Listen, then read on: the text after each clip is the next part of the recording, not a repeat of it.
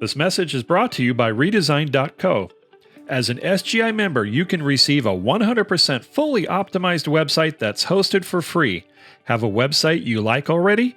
Redesign.co can dramatically boost your presence on Google free for 90 days. Redesign.co is also a full-service digital marketing agency that can assist you with all of your online needs, including PPC. Call 208-261-9898 or visit sgileads.com for more information and see how you can get a free consultation of your current website.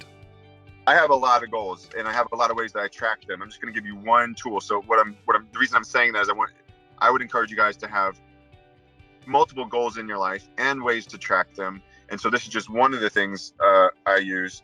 It's a money map. I don't know how well you can see it there. Oh, yeah. I just make it myself. He just said basically the bottom line of the money map is set the goal of how much you want to be making each week or each month, and then break that out into what that's going to mean each day. And even though you probably aren't selling on Sundays or whatever, what you need to do is write down the amount of money you made each day or each moment after each close or whatever. So, on Sundays, I'm writing 0. And he said it's important to write that 0, that you made no money on Sundays, that your brain needs to know that. And so it's just, and then each day, write it all down. And then know what your minimum is. Like, if your average was you need to be making $300 a day to meet your goal, you need to know that. Write that somewhere on this calendar and just literally just make yourself a little month's calendar. Like you could tell that I handmade the whole thing. Yeah. And he said, so track it all. And know what your daily minimum is, and just somehow, for some reason, just knowing whether or not you're on track just does something. It does something, and because it's a psychology, it just makes your brain recall more people who were near closing that you might want to call, and you go, oh right, that guy last week, he said all you needed to do was get clearance from the home equity loan or something like that. Oh, right. Let me call. It just, because I don't know, but just trust it, guys. Do it. It's so easy to do. I did it, and I increased my my closing percentage went up once I started using my money map.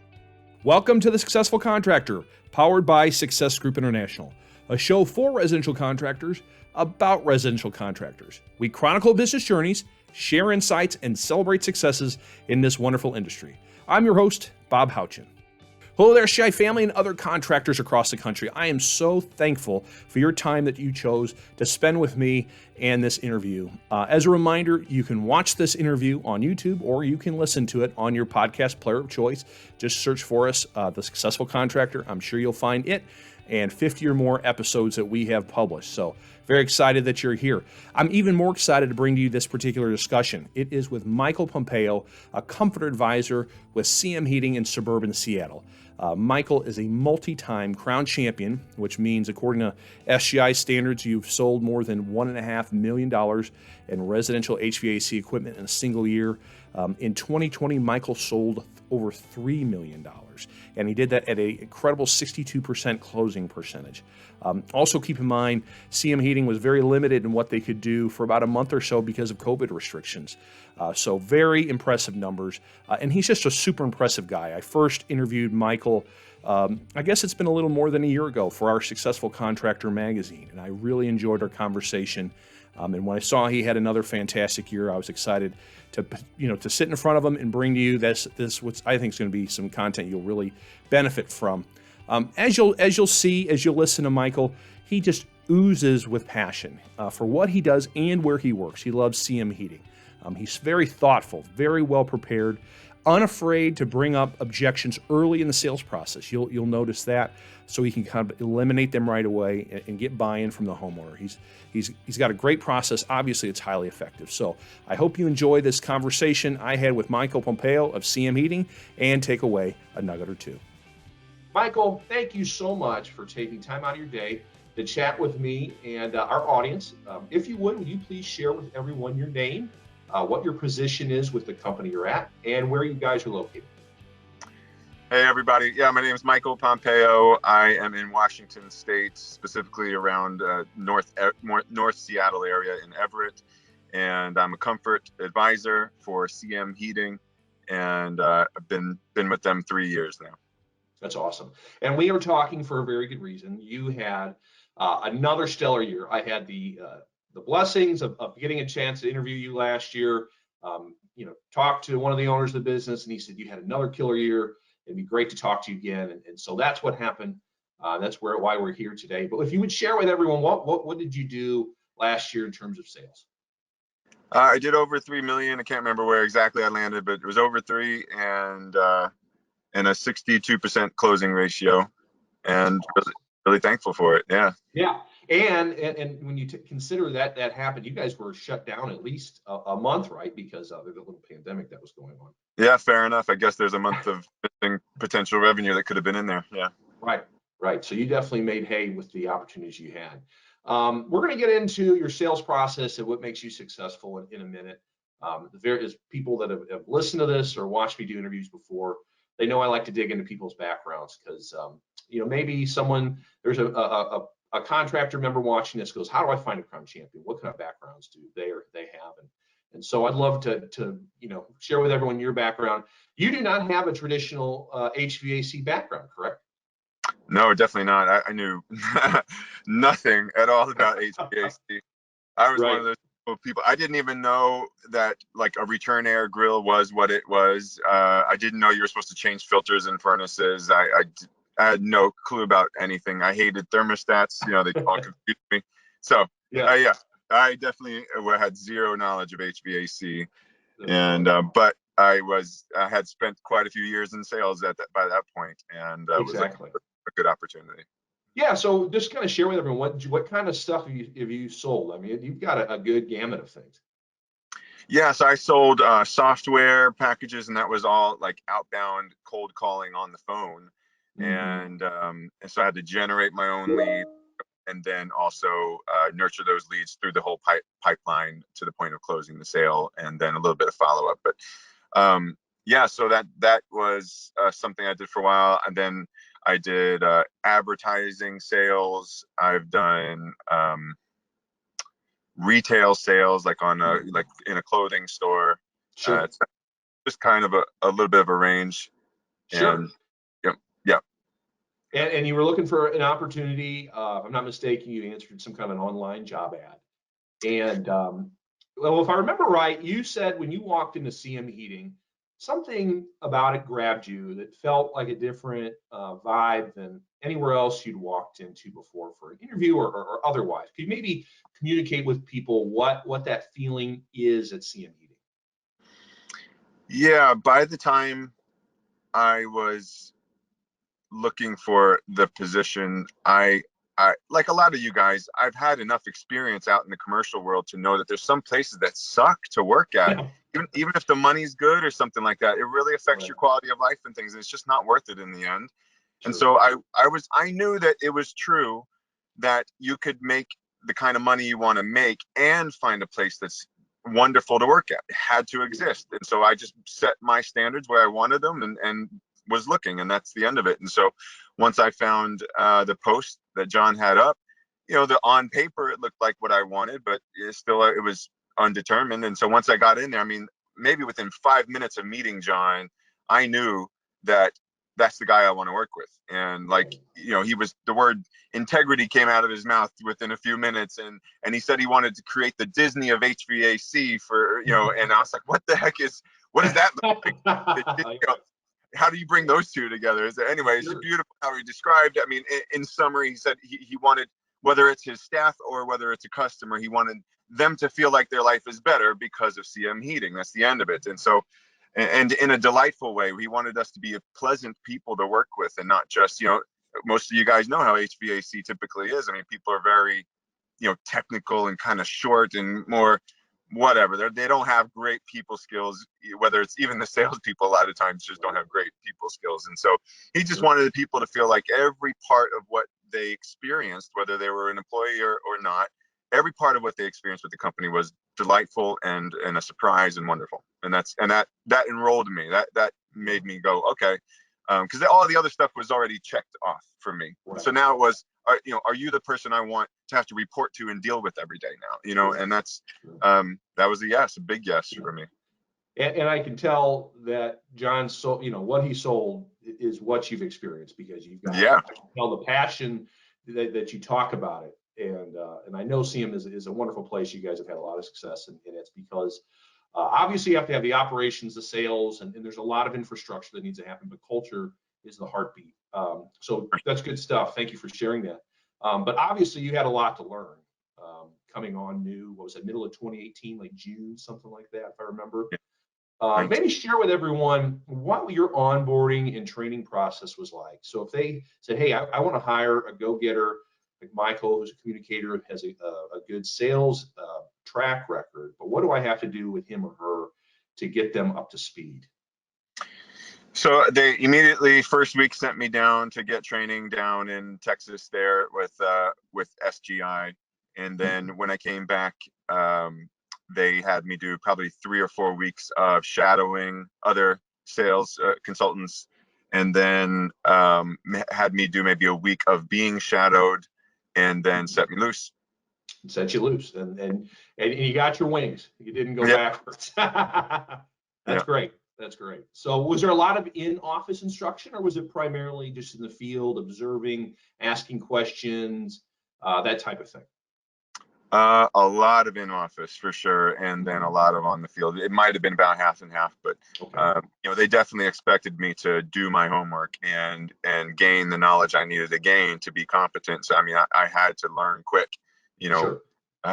What's the difference between an AC and a heat pump, and what does SPF mean, and all that stuff. And so it was it was a lot to learn because I knew none of it. But I got there, and they did do a great job. I should note, if any business owners are listening in and stuff like that, they just put a safety net under the consultants for a while, because there was 2 new consultants that came, me and another guy. Basically, they gave us the freedom to just get in there, make whatever mistakes we're going to make, and just let all the customers know, without letting them know I was new. Just let them know if they ever asked any technical questions that went over my head. We always just said, and our project manager is going to handle that on the layout. They're going to come about a week before the actual installation and go over those fine details with you, and so that you have all the questions answered, and boom. And it just makes it sound like they don't know that I didn't know the answer. Right. And that's just not going to get covered right now. Just right. No, that's a good idea. That's a really good idea with a new salesperson. That's really good. That's really insightful. I want to dig in a little bit slowly into how you sell, and I think a lot of your success, again, I have the advantage of you and I talking previously, is about your mental mindset, how you approach your job. I think how you approach life. You express, really caught me. You express gratitude every day, and you have a thankfulness journal. I'm wondering, do you still keep that? And if so, maybe kind of share with everyone what that is and why gratitude is important to you. I think, gosh, to make it short, right? What if you tell me, guys? Like, I obviously you all can't talk to me, but I'm just going to ask you a rhetorical question. If somebody's grateful for something you're doing, do you think you're likely to do more of it yourself? If they keep expressing gratitude to you for it, even though it's an everyday thing maybe you're doing, and you're like, well, you don't have to thank me for it. Are you still feeling more inclined or just more appreciative? Does it feel smoother and easier to keep doing it because you just know that the person's grateful? And so do you think it's likely that it's going to result in something tangible or whatever, measurable for you? If somebody's constantly grateful for anything you're doing, whether it's your employer or your spouse or your kids or whatever, it's likely to affect you differently, and it's likely to create something on their end on what you're delivering to them, whether you realize it or not, or meant it to or not. And so I just believe that that's kind of the way we're built in this world, and so gratefulness permeates everything, in my opinion. So why not be grateful? Why not cultivate gratitude for everything? And I glean from all those gurus out there, and I love them. Like Tony Robbins, he inspired the hell out of me when he said, how grateful he was for having, I think it was an abusive mom, or I can't remember who it was, but he was just so grateful, and he didn't just say it as a cute little idiom. He explained why he was grateful. He was just saying, like, look, in the end, I wouldn't have known what good parenting looked like had I not had bad parenting, and I wouldn't have Right. known healthy love and relationships looks like had I not had something manipulative and abusive.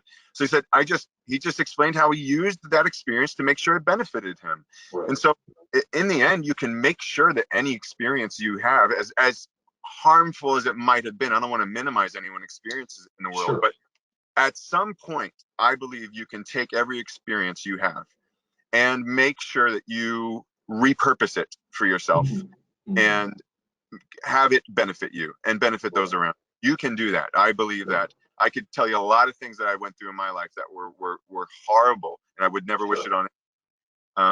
But maybe for the sake of brevity, I won't. But I just trust me. People out there, I'm sure a lot of you guys have heard the stories of people who were, went rags to riches, or just went from nothing to, from a whatever drug addicted life to something that was healthy and beautiful and successful. So they're out there, and I bet you gratitude, it had something to do with somewhere in their path, gratitude came in. I'm sure of it. Sure. I think we all learn from discomfort, from pain, from awful experiences. If life was all rainbows and Cheerios, I don't know that would push us to be better. So I definitely agree with you. I'm glad you brought up Tony Robbins, because my follow-up question was going to be, you are a consumer of personal growth content. You mentioned Tony Robbins. What are, are there certain YouTube videos, books, audio books that you're listening to now that might benefit someone, watching, listening to this? Well, yeah. Now I have been listening to a lot of investment-based podcasts and things like that, because I'm making, and I want to invest it wisely and start generating passive income and things like that. So honestly, that's actually where I've been spending a lot more of my time lately. That's great. That's great. But you're always working on yourself. I always admired that when you and I first interviewed last year. Okay, let's get a little bit more in the mechanics of the call.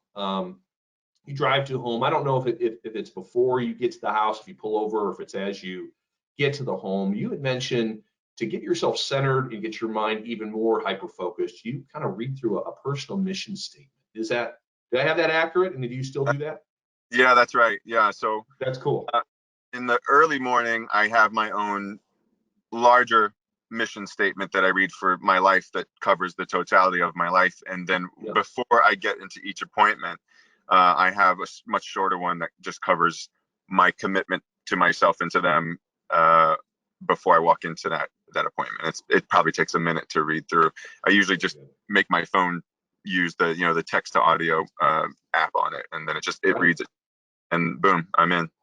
So it's the mission statement essentially is to get you to remember your commitment to the customer and to yourself. Is that what I heard you say? Yeah, very much so. I think you can't assume that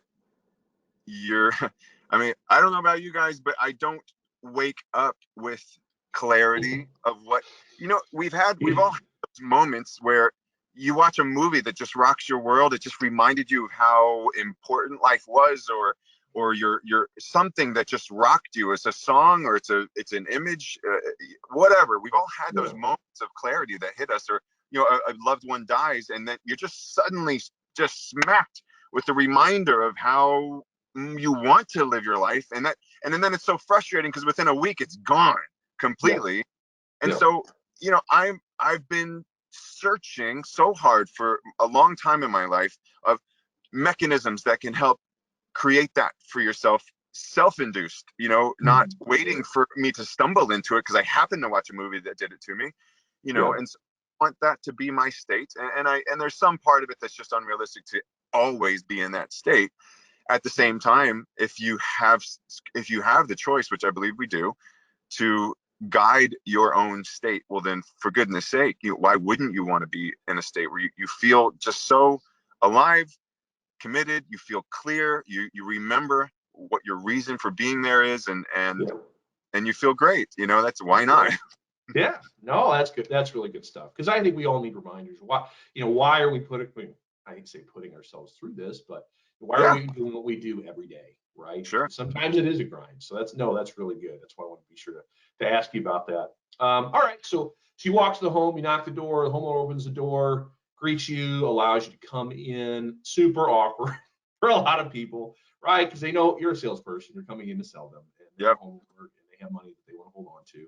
So how do you maybe break that ice and make it feel a little less awkward and a little more comfortable? What are some things you do or say?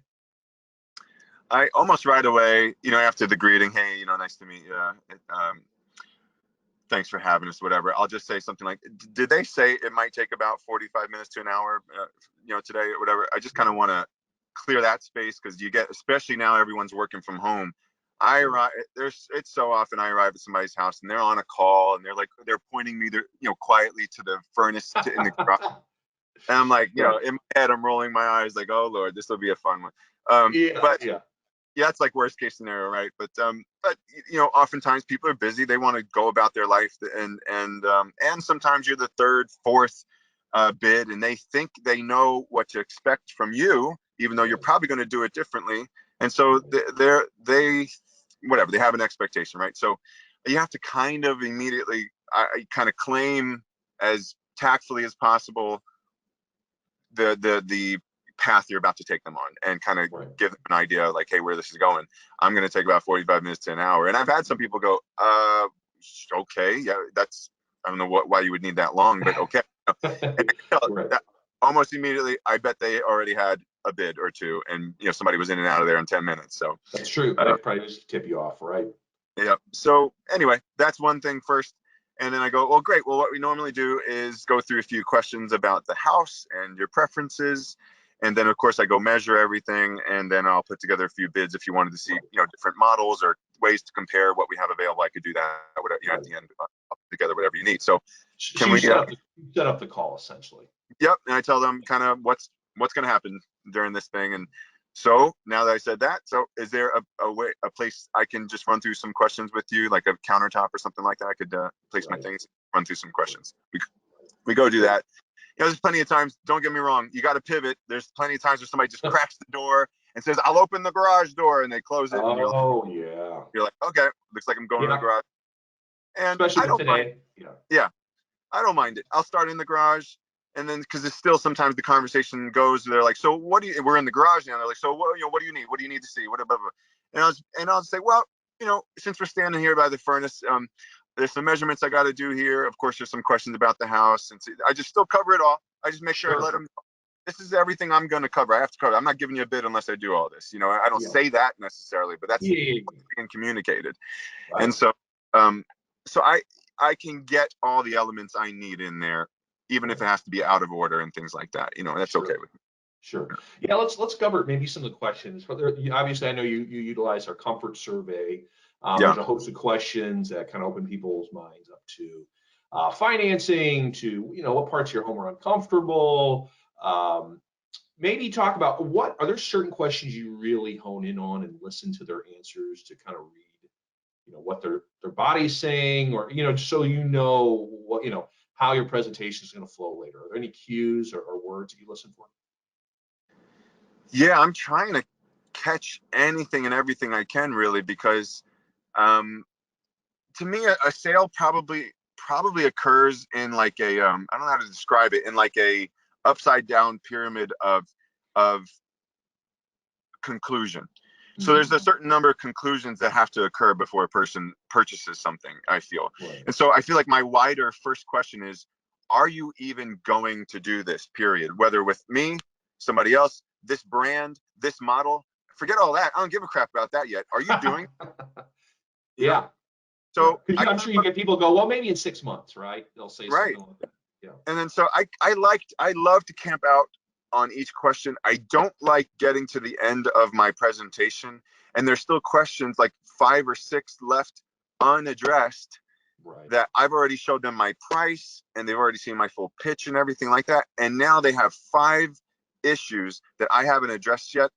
If I'm lucky enough to get all 5 out of them after I've presented and tried to close, because at that point they feel like, well, they're like, okay, well, just email that to me. And then now you got to start digging for why they want it emailed. And you go, so what's missing here?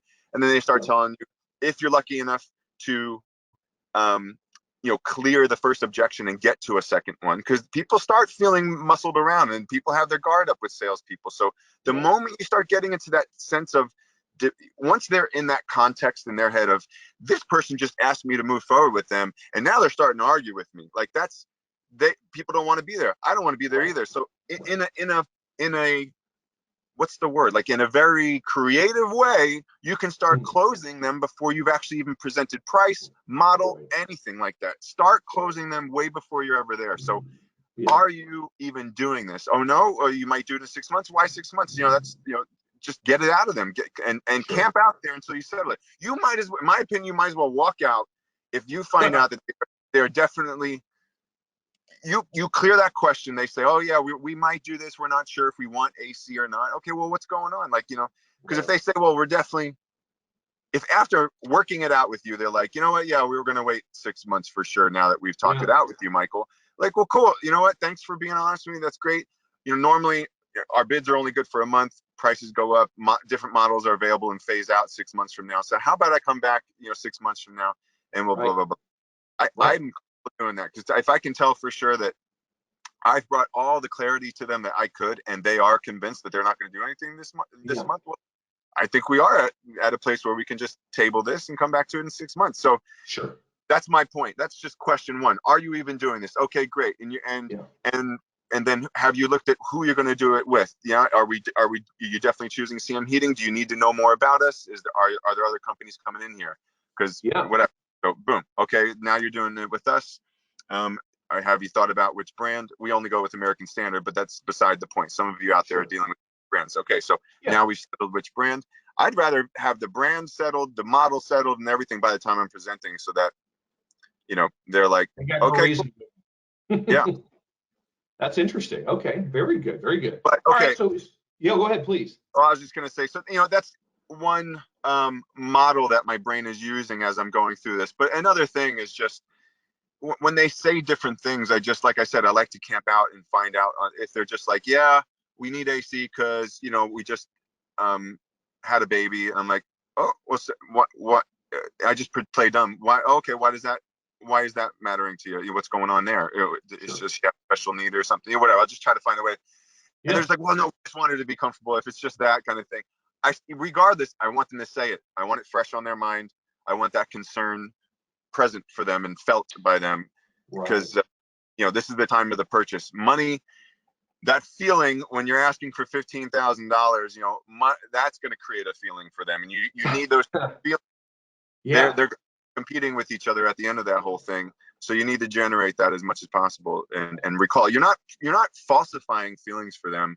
You're just helping them recall why you're even sitting there. And let's be honest, these people in the middle of their day and their life, and they called you maybe a week ago to get this bid, so it's maybe not fresh on their mind. They're dealing with their kids doing remote schooling right now. You got to get these things present, and you got to ask why is that a big deal for you, and don't be afraid to kind of look like you're a bit of a psychologist or whatever. Don't be afraid. Ask why, get to the heart of it, and make it sound, act as if it's natural to want to know why. Why? What? That's it. I think if I remember when you and I had talked a year or so ago, you made the point that HVAC, being of itself, is not something that is an emotional purchasing decision. It's not like a car. It's not like a house. It's so you have to remind them how it does influence them emotionally, personally, right? That's what it sounds like you're doing by asking those questions. You're right. Actually, in some ways, I would contradict myself by and comfortably contradict myself by saying there isn't a whole lot of emotion that, in my opinion, causes the sale in HVAC. But I know it helps tip it, because I believe that most people with HVAC in our industry are purchasing not on emotion, but more on something that sounds reasonable, sounds responsible, sounds wise, like it's a wise investment of my money. That's where they're coming from, in my opinion. So I want to kind of hop on that and maximize that. And so and the other feeling there, once you've helped them, believe that they've made a very wise investment here, very smart, very calculated, very safe, and they've done their homework, and you are the best, and they are a very smart purchaser. Like, people are looking for a lot of them, not all of them, but there's that little thing like, I'm a smart purchaser, I don't get tricked by companies that okay, cool. Well, once you've settled that with full certainty for them, they do have a feeling of, satisfaction. So there is emotion there too of pride and that kind of thing, and that's all fine. There's nothing. I'm mocking it, but I'm also validating it at the same time. No, for sure, Yeah. for sure. Yeah. And, So yeah. and I think by you bringing up, by bringing up these emotional cues and them talking about it, I think that helps the connection with you as well, because the other guy that came in here, he just took some measurements. Maybe he didn't even do that. He just said, here's a price for 12 grand. Let me know if you're interested. And you are asking questions that make them feel something. I think that's certainly probably a big piece of it. Yeah. You mentioned you do measurements, and assuming in a pre-COVID world, or a world where someone isn't being hyper careful, which I respect anyone that is, I'm assuming you measure the home with the customer. Yeah. We don't do like the manual J. We use a digital heat load calculator, but I do basic measurements for the actual installation, and so the furnace and the stack and base cans and all that kind of stuff. So that's all I do. Right. And then as you're doing these calculations, do you kind of explain to homeowners what you're doing, or you just kind of say it's part of the process, I need to check that box, and then move on to the next step? Sometimes it depends. I like to get a sense of what type of, if you're paying close attention, you could get the kind of person they are. Like out here, Right. There's a lot of like engineers and people who work at Boeing and stuff like that, and so they're very technical minded and mechanical minded and those kind of things. So if they're not already asking, I do like to voluntarily kind of just throw something out there and see how much interest they have and why I'm counting the number of vents in the house, because I still get a lot of people that tell me like, oh, why do you need to know the number of vents? And like blah blah blah blah. I'll tell them why, and then did the other guys not make you count the vents? And they're like, no, they didn't even step in the house. I'm like, they didn't come in your house, like they didn't. I'm like, I'm genuinely surprised. I don't even fake that. I'm like, they didn't. They look at your thermostat. They didn't measure your return air grills. Like what really? And they're like, yeah. I'm like, so how are they going to know whether or not they have the right size? And I just say it like that, and the person, of course, they don't know. Sure. Right. And me like going, I definitely called the wrong person before they came out. I mean, you know what they're saying in their head, which is really funny. Yeah. And I'll go, well, you know what? I don't know why they didn't do that, but I'll tell you why we do it. And then boom, it's perfect. And it distinguishes us, but that's funny. Good stuff. All right. So after you do your calculations, I'm assuming your next step is to sit down and maybe go through your sales presentation, correct? Yeah. Okay. Yeah. And you guys, I do use a version of what our airtime comfort solutions and investment guide, or have you guys kind of formulated your own? No, actually, we just use Service Titan, and and just do our full presentation there. We do include a lot of model information inside of the bid, and so I can point to things and explain a lot of stuff in there. And there's an image of the equipment. So most of what we need in the presentation at the end is already in there. Though I frankly would love it if there was more image-driven presentation by the end of that thing. Like if Service Titan could have provided that kind of thing. Mm-hmm.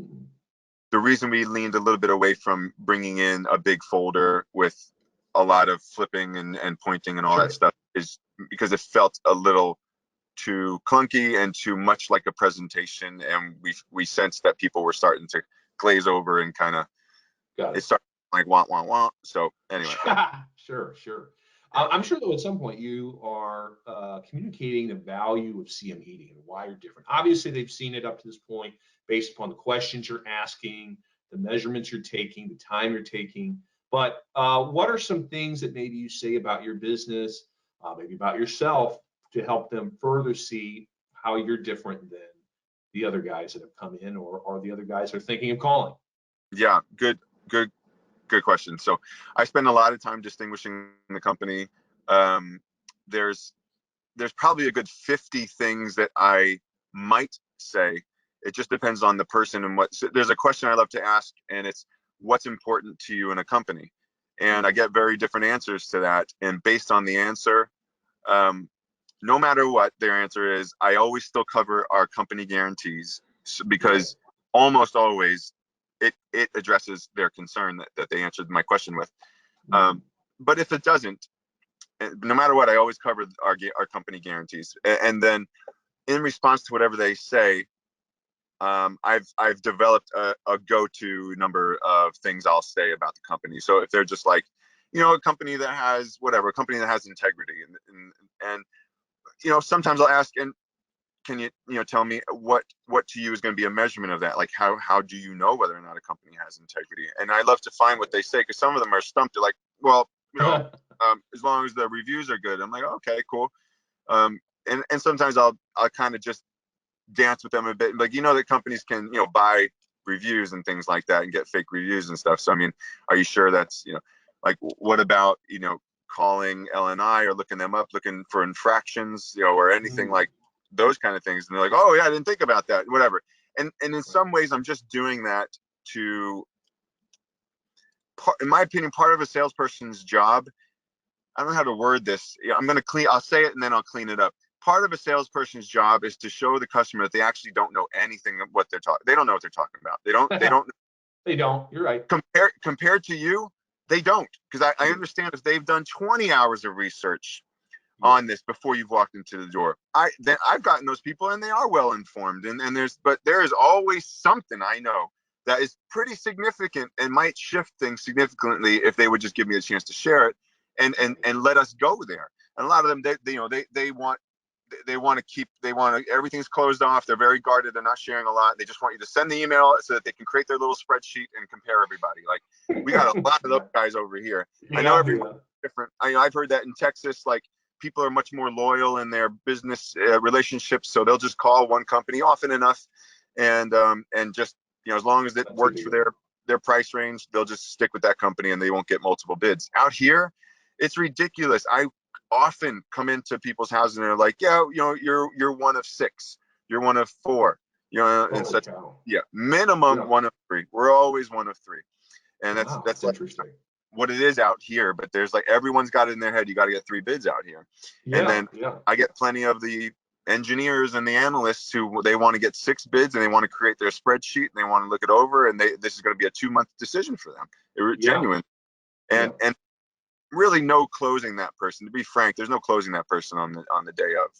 They're just not going to do it, and you got to respect that, and you got to create a way to close later, and just kind of say, look, I understand you want to do your analysis, and just so you know, there is a whole host of trade research that I have available that most people can't get online and just can't find by themselves, because it's inside the industry here.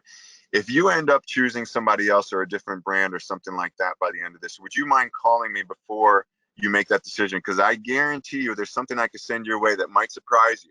Not just say something like that, not show you you're wrong, because wrong is interpreted as offensive and things like that. It just might surprise you. And a lot of times I'll get sure, sure, I'll call you first. And that helps a lot, because then the person will say, hey, we're going with this company because of this, and then you get a chance, you get a second at bat. And then if you're somebody with those people, if you could show that you're somebody who's committed to informing them and giving them clarity and those kind of things, I feel like you win their loyalty, because they get that you're trying to serve their way of buying, and they appreciate that. So anyway, know your stuff. Yeah, no, that's good. Support for this podcast comes from Learning Alliance. What would it mean to your business to have a $3 million sales producer in your HVAC or roofing business? How about an electrician or plumber who generates $600,000 or more in revenue? Those numbers would change your business. We see them all the time. How? It happens when Success Group International members send their people to Learning Alliance training. Learning Alliance offers high-impact, in-person, and virtual communication and sales training geared toward generating results while turning customers into raving fans. SGI members can learn more about Learning Alliance and its offerings by visiting its new training portal on SGI's internal website, the SGI Hub. Learning Alliance is an exclusive benefit to SGI members. Non-members can learn more by calling 866-344-0789. Welcome back to the show and my interview with Michael Pompeo of CM Heating in Seattle, Washington. Michael is a multi-time crown champion, which means he sold over $1.5 million a year. In 2020 alone, he sold over $3 million in residential HVAC with an impressive 62% closing percentage. So far, you've learned Michael's unique background, and we've begun slowly digging into his sales process. And now we're going to get even deeper. We're going to talk about how Michael uses independent research to overcome objections.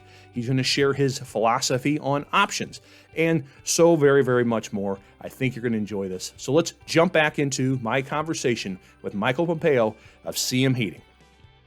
Before we dig more into objections, I know that's the secret sauce, right? Everyone wants to hear objections. But before we move on from the value building, we talked about how CM Heating is different, better, warranties. Anything else you touch on that might benefit people to know? I mean, do you really focus on efficiency? Maybe if they're on, if they're on the cusp of, I don't know if I want to do this, I might just get a repair. Do you hammer? I mean, I know we have something called the true cost calculator at SGI. Is that something you utilize in your presentation at all?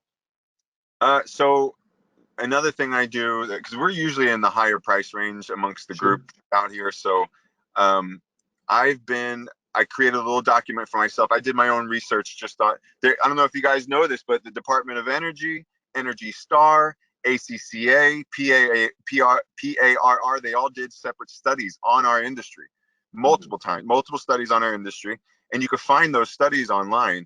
And it's really fascinating what they concluded. Like, all of them concluded that our industry is not regulated very well at all. Most contractors' work directly decreases the equipment's efficiency.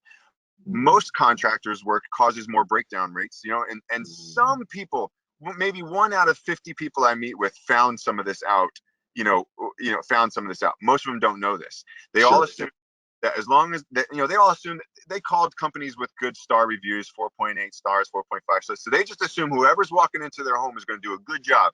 That's bull. And I explain that to people. I explain why. So lately I've been pulling up those studies. I don't read through it all. I just point to them so they see it's real. I say, this is the Department of Energy. They did a full study on our whole industry, and they said, look at this. They said most contractors' work directly decreases the equipment's efficiency. Can you believe that?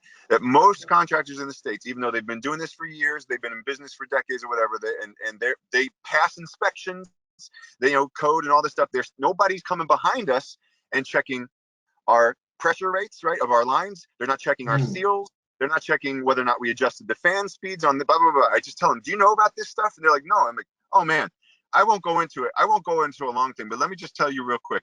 These units come to us with factory settings. Did you know that we're allowed to just install them and leave them at factory settings, just walk away and do a real short, quick job with you?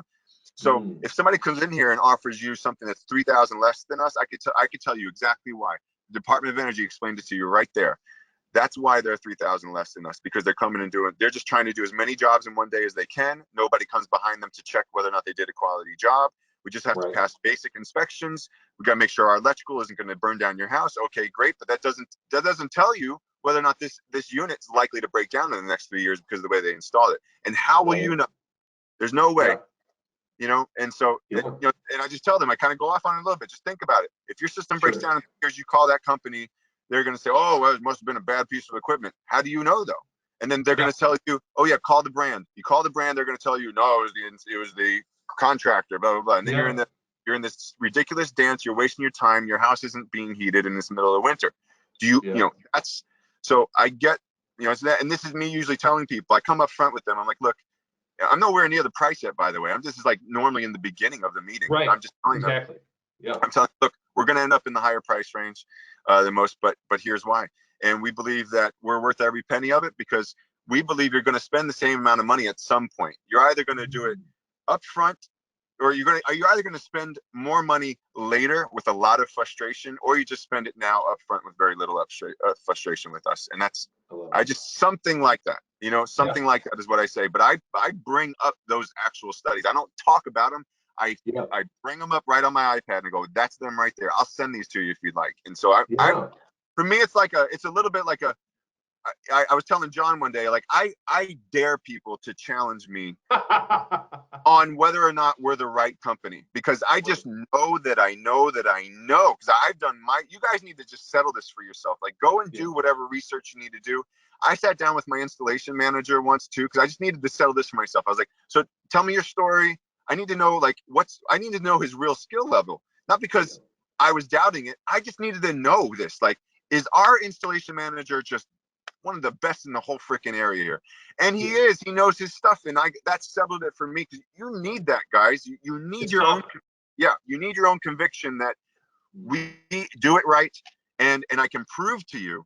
I'm not going to make any statements here. I'm proving everything. So anyway, we kind of use a third. I'll say this, and I'll bring it back to you. It's good. No, it's good. We have a style of presentation where any claim we make, we always have a third party source that we can back that claim up with. We make sure of that as a company. Always. And I tell people that too. I'm like, by the way, anything I say, I can point to back, I can, third party resources, whether it's university, third party tests that have been done or whatever it is, I will send that to you if you'd like backup of anything I'm saying. And so there you go. No, that's good stuff, Mike. I like it. I like the passion. Yeah. And that resonates with people, right? You're not just a walking stiff in there going, oh, here's what it's going to cost. You can see that you like what you do. And that you're better. And all right, so we go through all the value and you're selling, you're communicating why you guys are better. Ultimately, it comes down to you got to present, some options. Now, if I'm not mistaken, you only do like a couple options, right? You don't believe in 4 or 6. No, I don't like that. I feel like you're asking for them to get into analysis paralysis at that point. Okay. That they're gonna, I swear to you, their brain is gonna tell them, oh, you're gonna need to think about this, and this looks a little confusing. This looks like it needs homework. And so the moment their brain tells them that, you're done. Right. They're, good luck getting them to move forward. And I'm not saying don't give people options. I'm saying cover that stuff beforehand. Like I said earlier, Right. just beforehand, try to get that out of the way. If they're like, well, I'm not sure if we should do a heat pump or just an AC. Out here, that's a question. I know some regions it's a no-brainer, but but out here it's a question. Well, I just make sure that I cover that before. Well, let's talk about it. Did you? Because there's research. Again, there's research that I bring up on my iPad and I say, well, here is what our local utility district says about how much a heat pump is going to save you. That's great. Let's take your numbers right now and figure that out. And then we figure it out and count it out and I say, okay, look, based on your numbers and theirs, you're going to save $300 a year by having a heat pump. Does that sound right to you? How long do you think you're likely to live in this house? Oh, 10 years? Well, there we go. It looks like heat pump's going to be the one for you, right? Based on, and they're just, yeah, that's true. Done. Now I'm not going to present AC. I don't have to worry about adding that in my presentation at the end. Right. And you can show them the energy savings they're going to enjoy when you're X amount of thousands of dollars more than somebody else. So that's great. You reinforced the sale. You reinforced the choice of whether or not to even do this project. I mean, you just don't be afraid to do the homework. Just camp out, do the homework right there and with them, and walk through that question with them until they're settled. That's or else the question, it's just plain, there's just no way around it. That question will still be sitting there at the end of the presentation, and it's going to leave them wanting to think about it more. So you're how can you close them? It's impossible. You got to settle the question. Yeah. Sure. I think you do the same thing with IQ. You obviously you're asking about it early on, but you actually, like, if I remember right, you'll camp out, as you say, and see if that's something they really want. They want to get some air scrubber or whatever, and then that's what automatically included in the bid that you present them at the end. Yeah, I like to automatically include it because I have a feeling when you put the bundle together where it's just basic equipment and then you make a separate bid for your air scrubber or something like that, $1,000 or whatever just looks like a lot of money to. It's funny because in their head they were thinking this whole project's going to land between 13 and 17,000 or something like that. And let's say you land at 14, but now it's $1,000 more for the air scrubber. All of a sudden, their brain, it's just weird the way we are. They don't want to spend that extra 1,000, but they're happy to spend the 14. And so if it would have just been in there, it still would have landed inside of their expectations and their initial thought. Because you guys know how our brains work. I mean, your initial feeling about something, your brain will go to work reinforcing it. So if it's like, ooh, I don't want to spend that much. If the first time they see that price, they're like, oh, their brain will start working in the background. Why do I not have to spend this much? Try to find a way to not spend that much. Okay, maybe go with the cheaper company. Maybe they, even though I like CM Heating, they seem to do a good job, but that company's good. They still had good ratings and they've been around a while. It should be fine. And they were cheaper. So they start looking for reasons, right? We all do that. Sure. And so that's to me is you want the lowest barrier to entry is what they talk about in marketing and business business principles. It's just the lowest barrier to entry, and so that's kind of why I like to handhold them one uncomfortable decision at a time. Right. So that Then you by start the to time, say yes. Right. Yeah. For yeah, sure. so that You're by the closing them time, along the way. yeah, exactly. And So that's, it's one option then at the end. It's just this is I, it. I like, if I can, sometimes you can't, but I like to have one option at the end. Got it. And if they're like, ooh, that's a lot more than I thought, like, okay, well, we can downgrade. And by this point, they already know what I'm talking about because we covered it. We can downgrade to the single stage furnace if you prefer that. Oh my, that would save you probably a good $1,800 or something, like whatever. I just say it. And they're like, you're taking things away though at that point. yeah, yep. You get them to feel that sense of loss. Yeah, but sometimes like I said, there's a lot of analysts out here who want to see all the options, and so all right, I'll create 2 options, 3 options for you if you want. But, yeah, no, it's good. But you do it when asked. You do it when asked. I like that. Yeah. And everything's at a finance price, right? You guys, do you do a lot of financing? I mean, I think you've always presented, correct? Yeah, we do. Probably, I don't know really for sure, but I think we probably do half of our deals end up financed, maybe. Mm-hmm.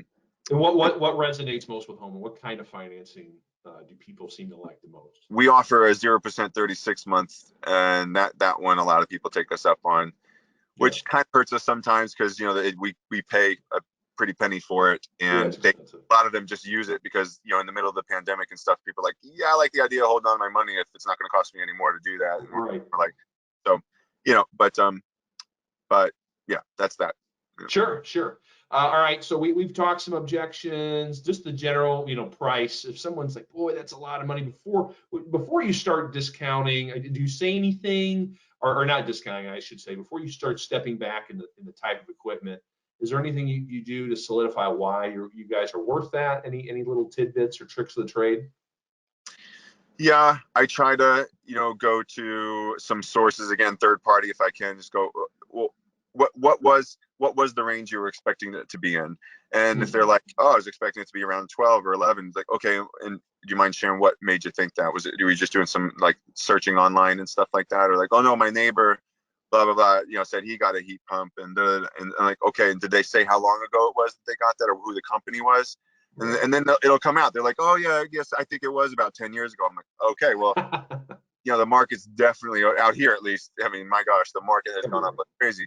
Because out here, I don't know if you guys know about the Seattle area, but I mean, housing is ridiculous out here now. In the last 10 years, it's gone up like crazy. I'm like, well, yeah, that's probably why it was cheaper. You just you got to find out, guys. You got to ask the questions and just make it very conversational. You're not out to win an argument, and they'll sense that if that's what you're out to do. I don't mind. Put it this way, guys. I don't mind if I end up wrong. I honestly don't. And so I think they can sense that. So I'm asking my questions. I'm open to finding out that it's done. They're right. It's too much money for them because maybe just their budget, they just don't have it, or they just, for whatever reason, they wouldn't qualify for credit. Who knows? It might be true that they shouldn't move forward, and that's okay. I don't need them to.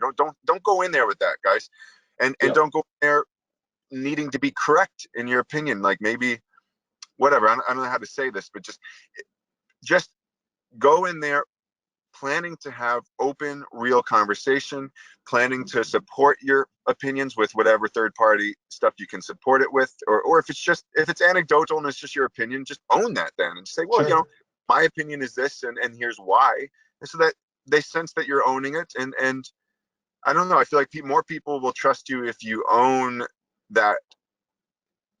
I don't know how to word. If what you're sharing is just personal, own that. More people will trust you. If you have third party stuff you can point to, well, then they're, Sure, you come across as genuine because they tell you that you believe in what you're saying, whether you have information to support it or you just go, hey, I've been doing this long enough. This is how I feel. You don't come across as you're just trying to push them into a sale, no matter what. And maybe that's a good transition to. I know you have a great closing percentage, but not all of those are first closes. Obviously, the bulk probably are, and that's how you prefer it.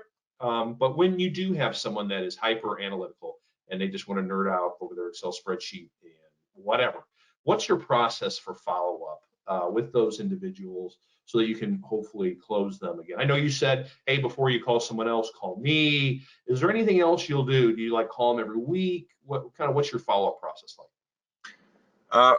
When so my follow-up changes based on how busy I am, because sometimes we have such a full schedule that I'm passing on following up actually for a few months, but then other months when it's slower, I am heavy on follow-up. And in those times I ask them firstly, is it okay if I check back with you in a week or so if I haven't heard from you? Almost always they say yeah. So cool.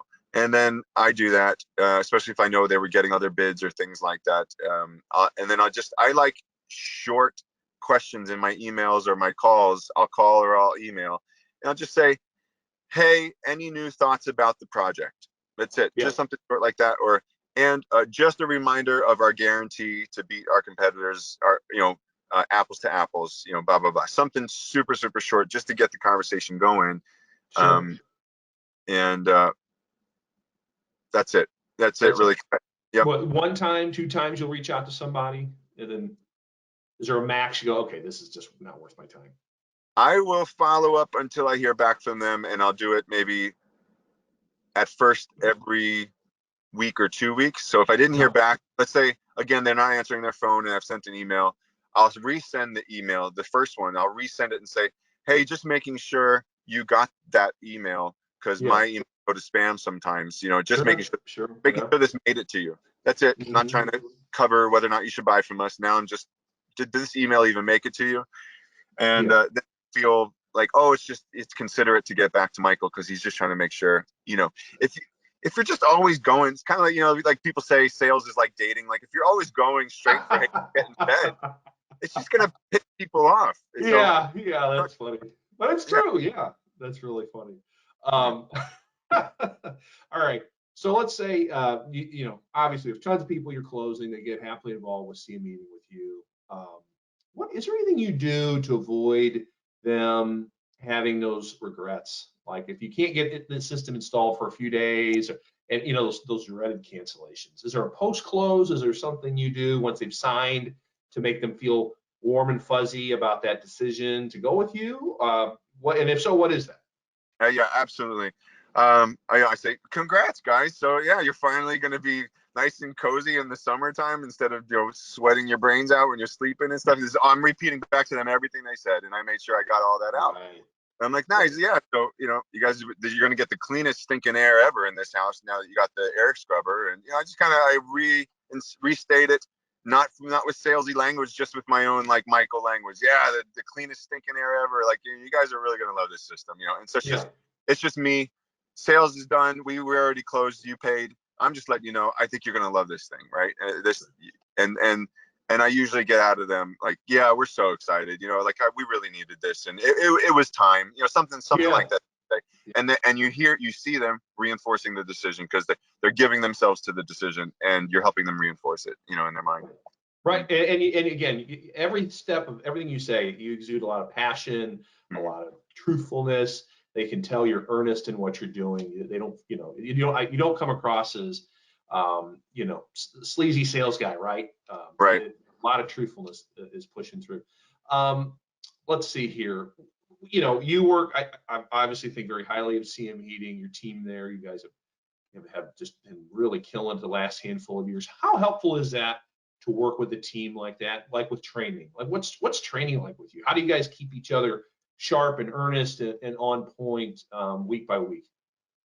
Yeah, we one, what it's like to work with a company like that, it's awesome because it helps me close, in my opinion. If I was working for a company that cut a lot of corners or just on the inside we had a lot of turmoil and conflict or whatever, I know that would affect my closing. So that aside, that's one thing. And then the other is that our sales team, we all are committed to high performance.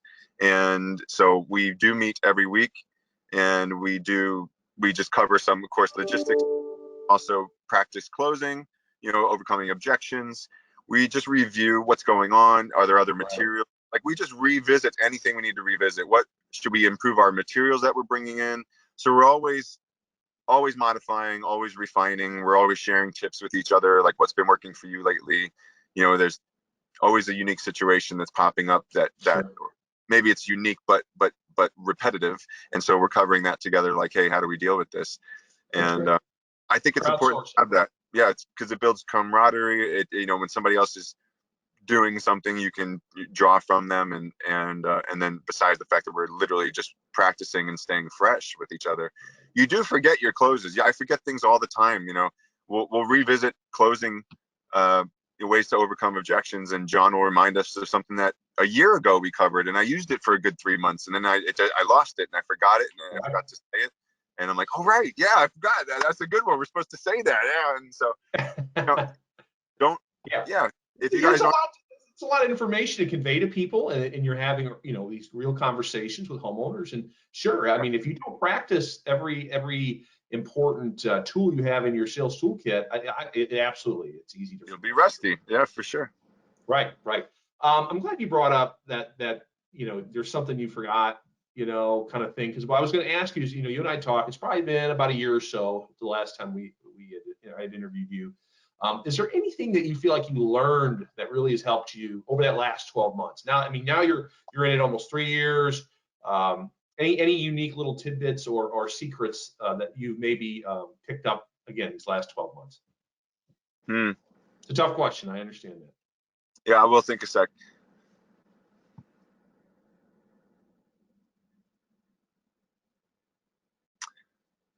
I think I learned that it is okay and important that you raise your prices if you're worth it, and don't be afraid of your closing percentage dropping, because you will still make either the same amount or more, as long as the company works it out that you're still making more money even though you might be closing less. Yeah. And do that. Make sure it's in alignment with everything else in the company. You can't just raise your prices if you're not truly bringing more value to the table. But Sure. but if you genuinely are, guys, stop feeling like you have to. What we decided to do, we chose 3 companies in the area here that we're willing to go toe to toe with, and we made sure that they were highly credible companies with good quality installations, good brand that they use, and things like that. And so what we tell people is, we will go toe to toe, apples to apples with those 3 companies, and that's the end of it. Anybody else, I don't say anything bad about them. Just and I tell people those 3 are the ones that we know do high quality work, and they're that. So I kind of distinguish all of us, and that kind of thing. And I don't know about your regions, but there is literally 100 company in a 25-mile radius around us. There are 100 HVAC companies in our. So I don't know if every region's like that in the States, but man, it is saturated over here. So for me, it is about distinguishing your company. You do end up, I tell people, I'm worried that we're just going to end up a piece of paper at the end of this whole thing for you. So you're going to have 3 pieces of paper in front of you. And to be frank, I have a feeling the one with the lowest price is going to be the most attractive for you. And so I'm worried that this is my last chance to chat with you about why you should go with us.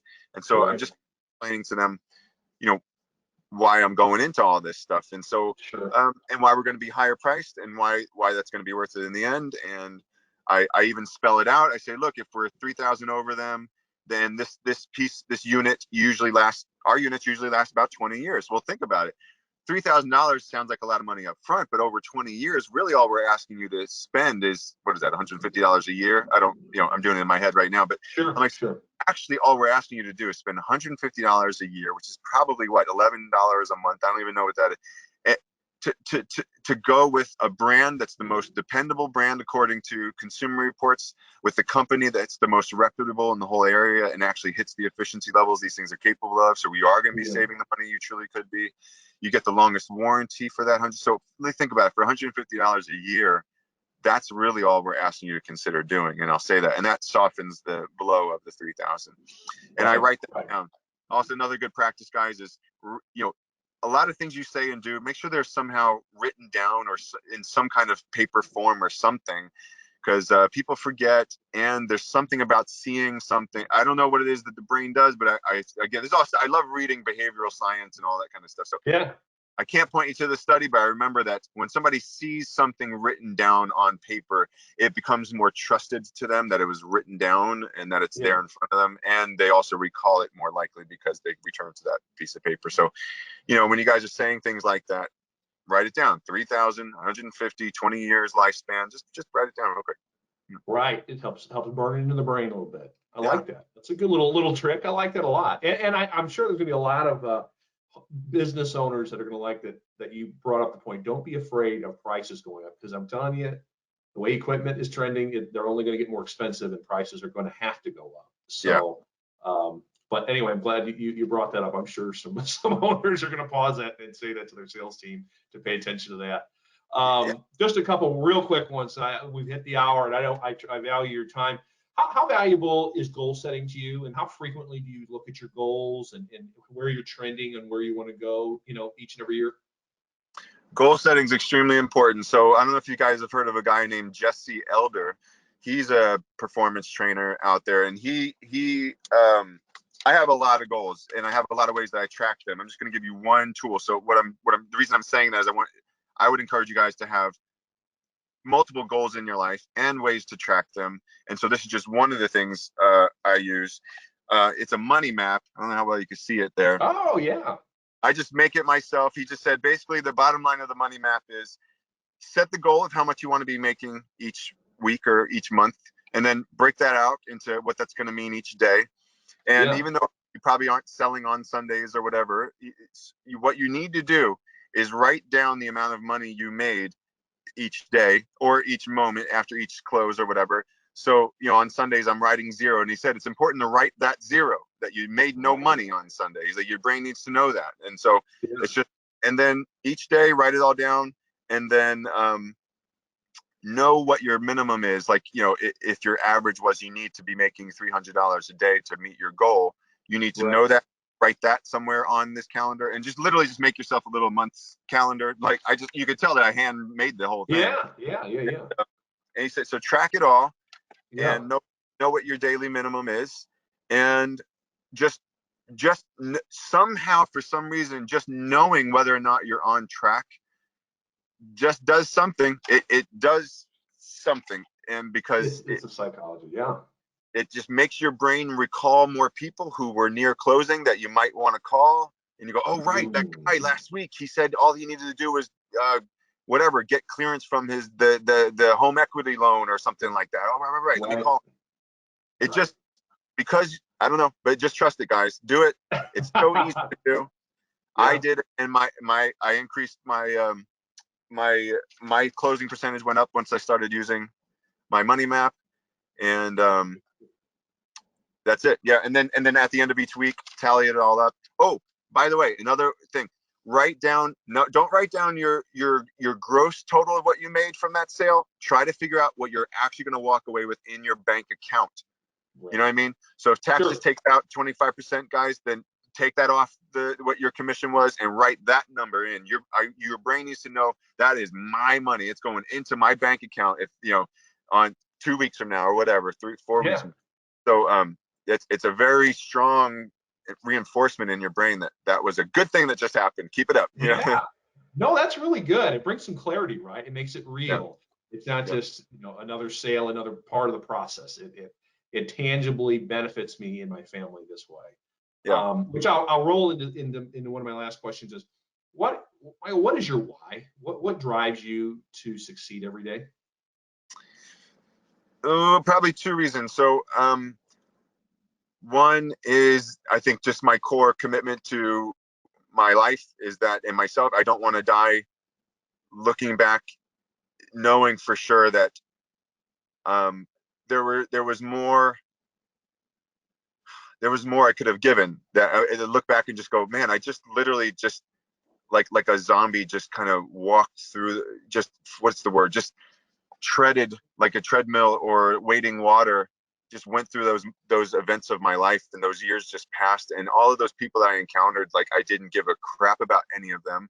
I didn't make sure it just at least enjoyed the interactions. Or so whether it's just my kids or my wife, these people I meet, the place I work, the country I live in. I would like it to be true that when I die, I look back and go, you gave them all your all. And that's just one, right? And so Yeah. boom, that's one thing. But then the other is, financially, there's a specific goal I have, because my long-term goal, and John knows this, my long-term goal is to not be an HVAC. I used to be in ministry, Christian ministry, and I want to return to Christian ministry. And I want to do that without having to depend on the church for income. So right. I would like to be self-generated. So that's why I was talking earlier about investments. I would like it to be the case that I can quit my job down the road and be completely sustained by the investments that we've made. Yeah. So, and that could be a full-time ministry, and that's my bigger goal there. Good for you. Good for you. I mean, that's great. That's great. That's good stuff. Very last question, and I will let you go sell something.